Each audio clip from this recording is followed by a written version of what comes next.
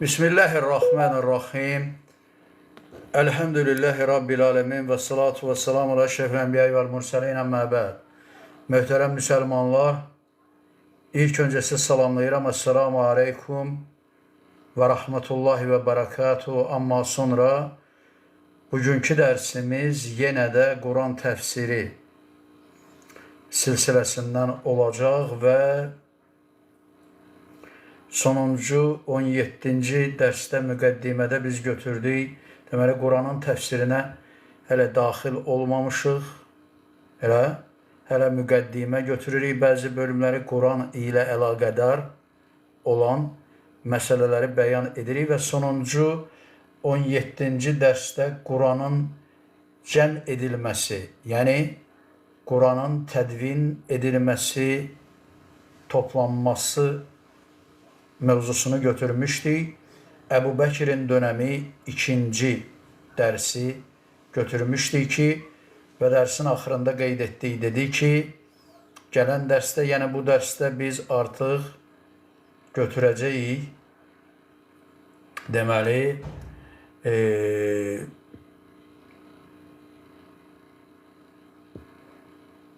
Osman bin Əffanın zamanında Quranın cəm edilməsi olayını götürəcəyik. Necə ki, keçən dərsin axırlarında biz bunu qeyd etdik. Və Quranın cəm edilməsi ümumiyyətlə Allah subhanahu wa ta'ala tərəfindən nazil edilib. Keçən dərsdə də mən bunu qeyd elədim ki, möminlərin qəlbinə nazil edib. İlk öncə təbii ki, Allah Rəsulunun qəlbinə, yəni zehninə nazil edib, onu yəni yerləşdirib, necə deyərlər, əzbərlədib, və ondan sonra da möminlərin qəlbinə və ya zehninə yerləşdirib ki, bu bəllidir, mərufdur. Və biz keçən dərslərdə dedik ki, əlbəttə ki, Quranın cəm edilməsi və təkrar olaraq cəm edilməsinə, belə deyək, cəhd edilməsi və ya bunun olması, əlbəttə ki, bunun səbəbləri var idi.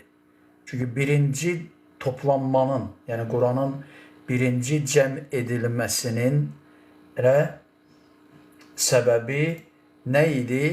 Yəmamə adlanan döyüşlərdə, Riddə döyüşlərində, bir döyüşdə 70 Qur'anın, yəni 70 Qur'an hafizinin şəhid edilməsi olmuşdu. Ona görə də Ömər ibn Xəttab radiyallahu anhu gəlmişdir Əmir əl-Müminin Əbu Bəkir Əs-Siddiqin radiyallahu anhunun yanına və belə bir təklif ilə çıxış etmişdir ki, Quran cəm edilsin ki, keçən dərslərdə mən bunu bəyan etmişəm, əlhəmdülillah. Lakin Həzrəti Osman bin Əffanın zamanında yenə də buna, necə deyərlər, ehtiyac olmuşdur. Və olmasının da səbəbi, deməli, müsəlmanlar arasında Quranın qiraətlərində edilmiş olan ixtilafdır ki, bu olay təxminən, deməli, hicrətin 24-cü ilində, o illərində baş vermişdir, 24, 23, 24, bax o illərdə və hadisənin də baş verməsi, necə hədislərdə qeyd olunur, Azərbaycanda olmuşdur. Çünki o dönəm qoşunlar, İslam qoşunları Azərbaycanda idi. Və qoşunun tərkibində həm İraq əhli, həm də Şam əhli var idi və bəllidir ki, deməli, Şamda daha çox məşhur idi Abdullah bin Məsudun qiraəti, lakin İraqda isə məşhur idi Ubey ibn Kəbin qiraəti. Və bu səbəbdən də ixtilaf düşmüşdü və bu ixtilafın aradan qaldırılması üçün dediyimiz kimi Azərbaycanda olan qoşunun komutanlarından Huzeyfə ibn Yəmən, yəni sahabə Huzeyfə ibn Yəmən məşhur sahabelərdəndir. O məktub yazır ki, bu həm hədis, həm də tarix kitablarında mövcuddur. Yəni Əmir əl-Möminin Osman bin Əffana elə məktub yazır və o məktubu indi mən anladacağam.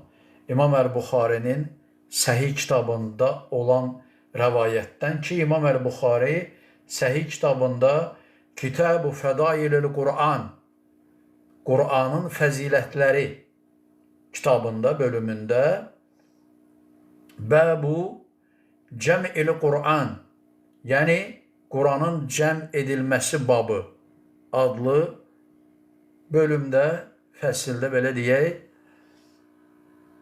4987 sayılı hədisdə buyurur ki, hədis rəvayət olunur Ənəs ibn Malikdən elə və deyilir ki, yəni həddəsana İbn-i Şihab, yəni Əz-Zühri, Ənə Ənəs ibn Malik həddəsəhu Ənə Huzeyfətə ibn Yəmən qadimə alə Usmani və kənə yuğazi əhlə-Şəmi fi fəthil İrminiyyə və Azərbaycan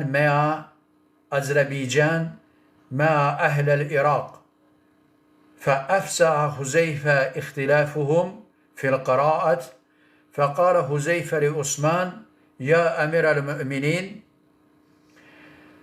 أدرك هذه الأمة قبل أن يختلفوا في الكتاب اختلاف اليهود والنصارى فأرسل عثمان إلى حفصة أن أرسلي إلينا بالصحف ننسخها في مصاحف ثم نردها إليك فأرسلت بها حفصة إلى عثمان فأمر زيد بن ثابت وعبد الله بن الزبير وسعيد بن العاص وعبد الرحمن بن الحارث بن هشام فنسخها في المصاحف وقال عثمان للرهط القرشيين الثلاثة إذا اختلفتم أنتم وزيد بن ثابت في شيء من القرآن فاكتبوه بلسان قريش فإنما نزل بلسانهم ففعلوا حتى إذا نسخوا صحفا في المصاحف رد عثمان الصحف إلى حفصة وأرسل إلى كل أفق بمصحف مما نسخوا وأمر بما سواه من القرآن في كل صحيفة أو مصحف أن يحرق. Bax bu hədisdir. Deməli hədisdə deyilir ki, hədisi rəvayət edən deyir ki, bizə rəvayət etdi İbn Şihab, yəni Əz-Zühri, o da demişdir ki, bəs Ənəs ibn Malik bir hədis rəvayət elədi, dedi ki, bəs Huzeyfə ibn Yəmən Osmanın xilafəti dönəmində onun yanına gəldi və o dönəmdə Şam əhli İrminiyyənin və Azərbaycanın fəthində savaşırdılar. Şam əhli və dediyimiz kimi İraq əhli mövcud idi o qoşunun tərkibində və o dönəmdə ixtilaf edirdilər. Yəni fərqli belə deyək qiraətləri oxuyurdular və bu da müsəlmanların arasında müəyyən ixtilafa səbəb olurdu. Bu səbəbdən də Huzeyfə ibn Yəmən radiyallahu anhu bu təhlükəni görür və bu təhlükədən, yəni müsəlmanların qiraətdə ixtilaf etməklərindən qorxur, çəkinir və gəlir Osmanın yanına, xəlifə Osmanın yanına və deyir ki, ey əmir əl-möminin, yəni bu ümmət Allahın kitabında, yəni kitabında ixtilaf etməyənə qədər, yəni bu ixtilafı aradan qaldır. Nə cür nə ki, bizdən əvvəl Yahudilər və Nəsranilər ixtilaf etmişdilər öz kitablarında demək istəyir. Və belə də deyir.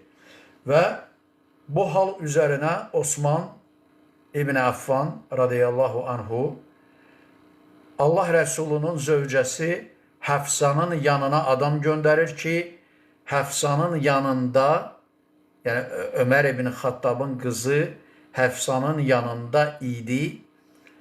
Əbu Bəkirin zamanında yığılmış olan Qur'an, Əbu Bəkirin zamanında cəm edilmiş olan Qur'an Hafsanın nəzdində, yanında idi ki, ona verilmişdi, mühafizə etsin, qorusun. Və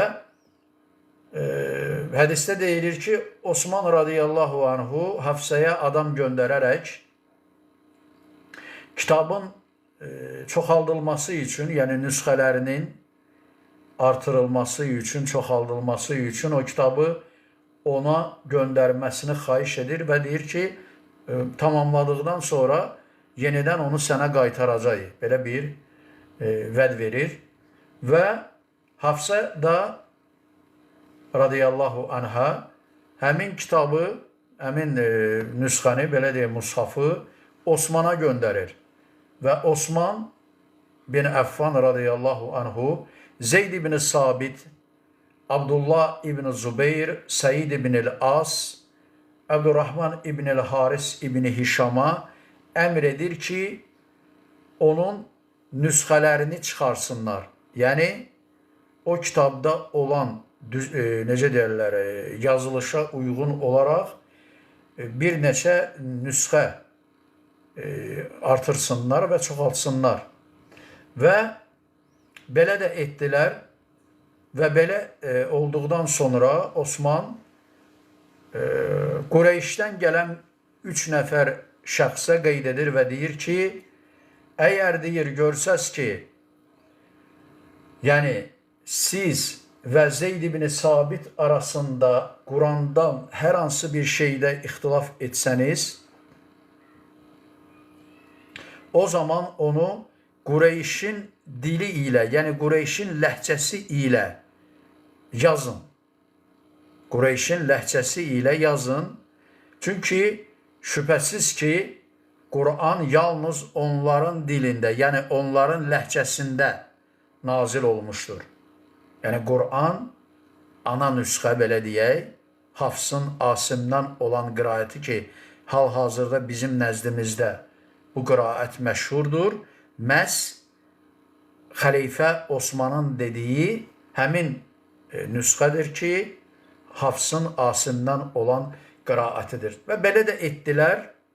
Hətta onu nüsxələrini yazdılar, çoxaltdılar, mushaflara yazdılar və ondan sonra ana nüsxəni Osman bin Affan radiyallahu anhu yenidən Hafsaya göndərir elə və həmin çoxaldılmış olan Qur'anın nüsxələri, yəni İslam coğrafiyasının fərqli məntəqələrinə göndərilir elə və beləliklə Quran arasında, yəni Quran barədə olan ixtilaf aradan qaldırılır və ondan başqa olan nüsxələrə isə artıq suhufları və mushafların yandırılması əmr edilir. Və bu yandırılma olayı, yəni sadəcə ixtilafın aradan qaldırılması üçündür. Yəni Quranı təhqir etmək və ya belə bu niyyət də edilməmişdir ki, bunun da bu əhval ilə, hal ilə olması caizdir. Elə və beləliklə Huzeyfə ibn Yəmənin bu, belə deyək, istiqaməti ilə elə xəlifə Osman bin Əffanın zamanında Qur'anın yenidən ikinci dəfə cəm edilərək e, çeşitli qiraətlər arasında olan, yayılmış olan ixtilaf aradan qaldırıldı və beləliklə də müsəlmanlar yenidən Quran barədə bir mushaf ətrafına toparlandılar və cəm edildilər.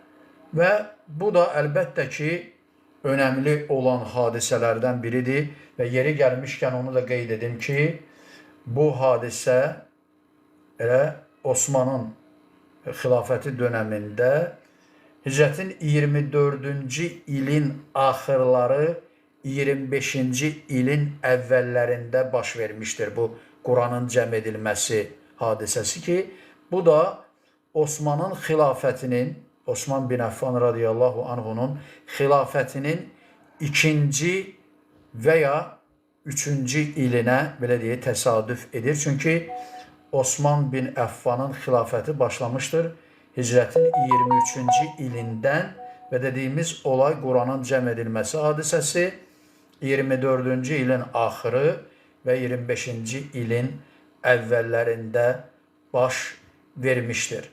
Və bu olay barədə də alimlərin, bu hadisə barədə də alimlərin görüşləri müsbətdir. Misal üçün, həmçinin, məsələn, bu barədə deyilmişdir ki, demək, rəvayət edilmişdir İbn Həcər Əl-Əsqalani Fəthül Bari kitabında, həmçinin Əl-Cəzəri Ən-Nəşr kitabında, ondan sonra Əbi Ubeyd Fədailül Quran kitabında, İbn Şübbə və ya İbn Şəbbə Tarixul Mədinə adlı kitabda Musab ibn Əbi Vaqqasdan rəvayət edərək demişdir ki, demişlər ki, Musab ibn Əbi Vaqqas demişdir ki, Musab ibn Əbi Vaqqas qal, Ədrəktun nəsə hinə şəqiqə Osman əl-Məsahif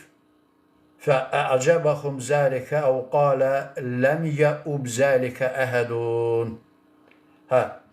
Musab ibn Əbi Vaqqas deyir ki, cəmaata deməli, ulaşdım, bir topluluğa ulaşdım, yəni onların zamanına, hansılar ki, Osman ibn Affan xəlifə musafları çoxaldarkən elə onlar gəlib buna təəccüb etdilər və lakin heç biri buna eyib etmədi. Yəni, heç bir kəs eyib etmədi. Yəni, bu da nəyə dəlalət edir? Bu rəvayət nəyə dəlalət edir? Ona dəlalət edir ki, yəni, heç kim bunu eyibləmədi, heç kim buna tənə eləmədi. Yəni, anlayışla qarşıladılar. Yəni, Qur'anın Osman bin Affanın zamanında ikinci dəfə toplanması hadisəsinə və ya olayına anlayışla, belə deyək, yanaşdılar, qarşıladılar və heç kim buna eyib etmədi. Baxın, Allahu Akbar. Və bu rəvayət qeyd olunur. Musab ibn Əbi Vaqqasın rəvayəti, İbn Həcər bunu rəvayət edir Fəthül Baridə 9-cu cild 17-ci səhifədə və dediyim kimi başqa mənbələrdə bu rəvayət edilmişdir. Həmçinin Hicrətin 1188-ci ilində vəfat edən Şeyx Əs-Səffərini Həmbəli məzhəbi uləmalarından Qəzaul Əlbəb fi Şərhi Mənzumətil Ədəb adlı kitabında elə İmam Suyutidən belə rəvayət edir və deyir ki, Qalə Suyutiyyu fi Məcmə'il Lüğət Əvvəlu mən cəmə'əl Qur'an və səmmahu Musafən Əbu Bəkr Əs-Siddiq radiyallahu anhu. Hissə tərcümə eləyəcəyəm. Deməli, Əs-Səffərini deyir ki, Qəzaul Əlbəb adlı kitabda İmam Suyuti Məcmə'il Lüğət adlı kitabda demişdir ki, Qur'anı ilk cəm edən və onu mushaf adlandıran Əbu Bəkr Əs-Siddiq radiyallahu anhudur. Davam edir. ve evvelu men cema'al lugati fil Kur'an-ı Şerif alel lugati vahidetin bi lugati Kureyşin inda zuhuril ihtilafi fil lugat Osman ibn Affan radıyallahu anhu kema fi evayilihi. Sonra sözüne devam ederek deyir ki, lakin ilk olarak, birinci olarak Kur'an'ın lügatlərində, yəni qiraətlərində ixtilafın aradan qaldırılması ilə hamının bir lügət, yəni bir ləhcə, bir qiraət ətrafında, Qureyş qiraəti ətrafında cəm edilməsi isə, yəni ixtilaf zuhur etdikdən sonra bu Osman bin Əffanın zamanında baş vermişdir. Necə ki, bu əvvəldə, yəni onun əvaillərindəndir, yəni onun zamanında baş verən əvvəl olan hadisələrdəndir. Və sonra sözünü devam ederek deyir ki, və qalə İmam-ı Alləmə Şeyx Mərai fi kitabihi, Mərai yəni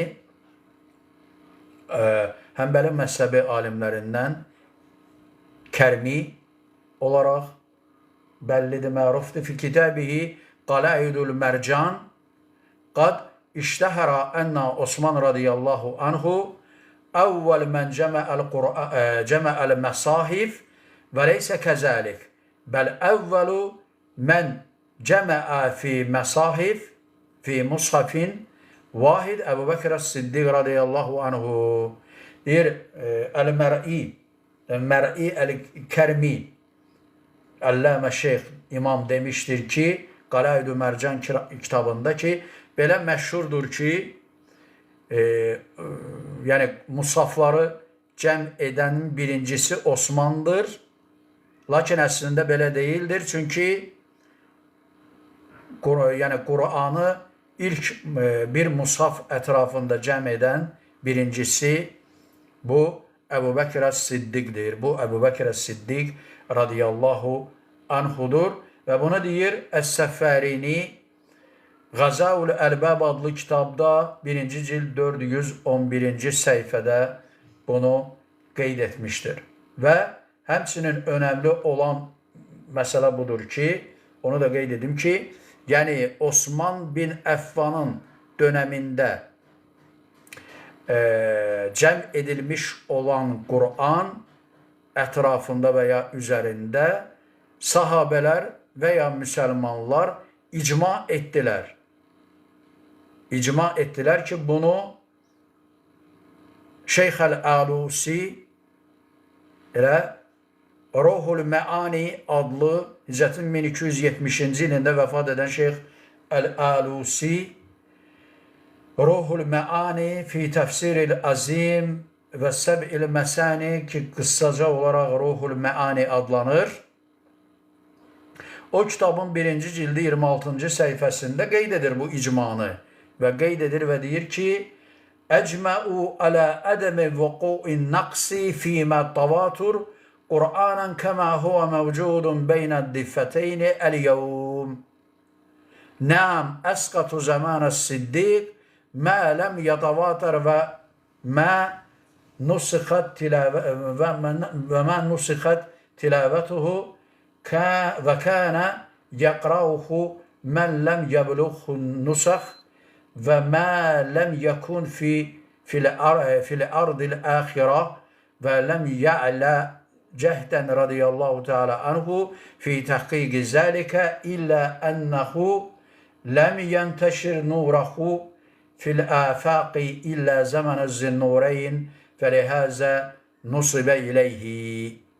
Bax belə, Əl-Alusi Ruhul Məani kitabında deyir ki, yəni icma etmişlər, yəni sahabələr icma etmişlər ki, elə Qur'anın mütəvatir olaraq mövcud, yəni bugün nəzdimizdə mövcud olan Qur'anda hər hansı bir naqislik mövcud deyildir və bunda icma etmişlər. Bəli, bəzi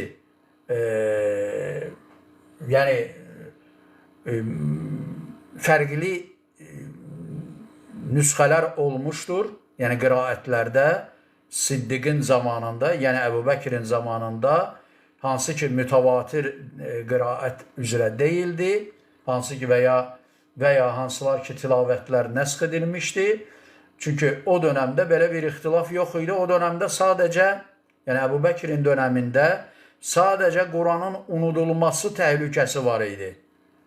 Bu səbəbdən də Quran, yəni qiraətlər arasındakı fərqlər o qədər də araşdırılmamışdı, lakin Osmanın zamanında bu belə edildi və oxudular və o nüsxələrdən, hansılar ki, dediyimiz kimi, Hafsın Asimdən olan qiraətinə uyğun olanlar yazıldı və nüsxələri çoxaldıldı və çeşidli İslam coğrafiyalarına, şəhərlərinə və ya ölkələrinə, bölgələrinə göndərildi ki, necə ki, bunu ilk dəfə edilmişdir Zennureynin, yəni Osman bin Affanın yanında. Bu səbəbdən də ona nisbət edilir. Yəni, Quranda olan ixtilaflar, yəni Quran ətrafında olan ixtilaflardan sonra ilk cəm o edilmiş olan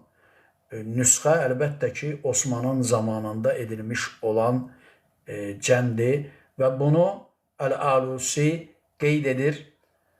Ruhul Məani adlı kitabda 1-ci cild 26-cı səhifədə bunu qeyd edir və həmçinin bu deməli, bu cəm etmənin, yəni Osmanın Quranı cəm etməsi ilə Əbu Bəkirin zamanında cəm edilməsi arasında elə fərqli hallar vardır. Yəni fərqli məqamlar vardır, belə deyək.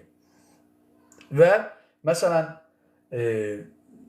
fərqli olan məsələlərdən biri budur ki, məsələn, Əbu Bəkirin zamanında Quran sadəcə bir nüsxə var idi və sonradan yəni bir nüsxə, ana nüsxə halında edildi və sonradan o nüsxədən, necə deyərlər, o nüsxəyə baxılaraq və ya ibrət, necə deyərlər, örnək götürülərək o Quranın nüsxələri nə edildi? Çoxaldıldı. Amma Osmanın zamanında cəm edilən Quran isə həmən, necə deyərlər, o cəm edilmə əsnasında Quran nüsxələri çoxaldıldı və 7 ədəd halında çeşidli bölgələrə ki, qeyd olunur.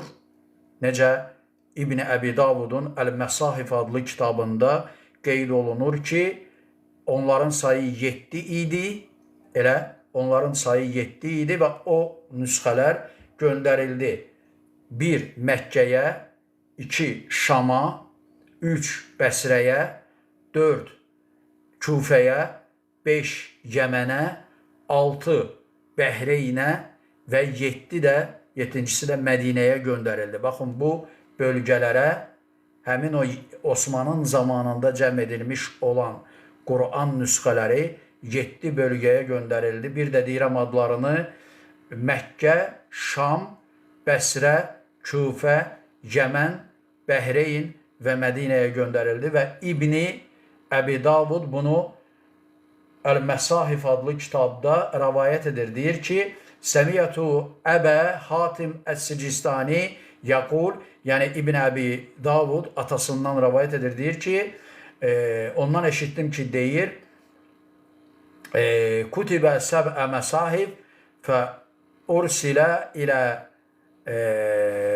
Məkkə və ilə Şam və ilə Yəmən və ilə Bəhreyn və ilə Basra və ilə Küfə və həbslə bil Mədinə vahidə və biri də Mədinədə saxlanıldı. Deyir ki, Mushaf deyir 7 kitab olaraq artırıldı, nüsxələndi, belə deyək, və göndərildi Məkkəyə, Şama, Yəmənə, Bəhreynə və Bəsrəyə və Küfəyə və bir nüsxəsi də Mədinədə saxlanıldı. Bax, bunu qeyd edir, deməli,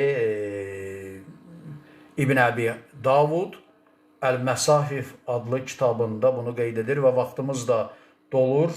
Burada qalırıq və beləliklə xülasə ilk dəfə ilk dəfə Osmanın, daha doğrusu ikinci dəfə, ilk dəfə dedim, ikinci dəfə Quran cəm edilir Osmanın zamanında və beləliklə Quran-ı Kərim artıq cəm edilmiş halda müsəlmanların arasında qalmış olur və bu mövzunu beləliklə tamamlayırıq.